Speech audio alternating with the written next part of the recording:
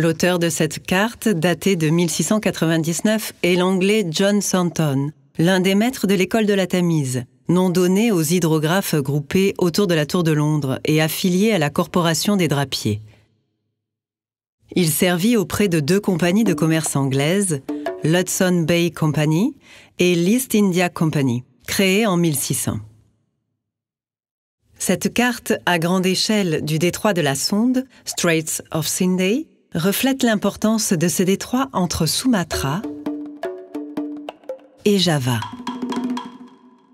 Ce dernier est utilisé régulièrement par les Hollandais pour les produits venant des Moluques, de Chine et du Japon, en transitant par Batavia, la capitale des Indes néerlandaises, mais aussi par les navires de l'East India Company, disposant d'un comptoir à Bantam sur l'île de Java.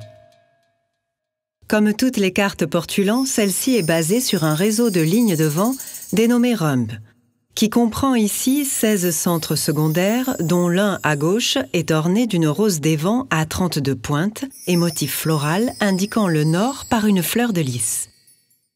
Elle comprend également une échelle des latitudes au tiers droit de la carte.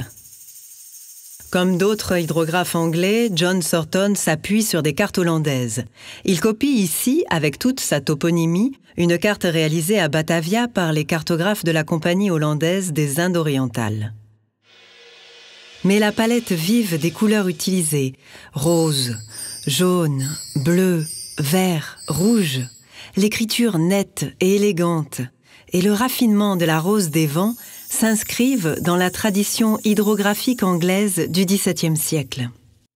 Les indications utiles à la navigation sont nombreuses et précises pour prévenir les naufrages dans cette zone étroite et dangereuse. De nombreux chiffres de profondeur ou sondages sont donnés le long des côtes et au point le plus resserré du détroit. Les récifs, les lieux de naufrage et les bancs de sable sont signalés. Les nombreux profils montagneux à l'encre noire permettent aux pilotes de se repérer en identifiant la portion de côte où ils se trouvent. Les ancres indiquent les lieux propices au mouillage. John Thornton est l'auteur de 33 cartes manuscrites, dont 27 concernent la navigation en Orient.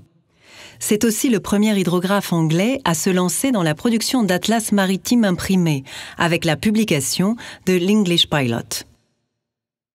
Après 2 siècles de navigation intensive dans ces parages qui drainent l'essentiel des échanges commerciaux avec l'Extrême-Orient, les marins européens disposent de cartes bien informées et fiables.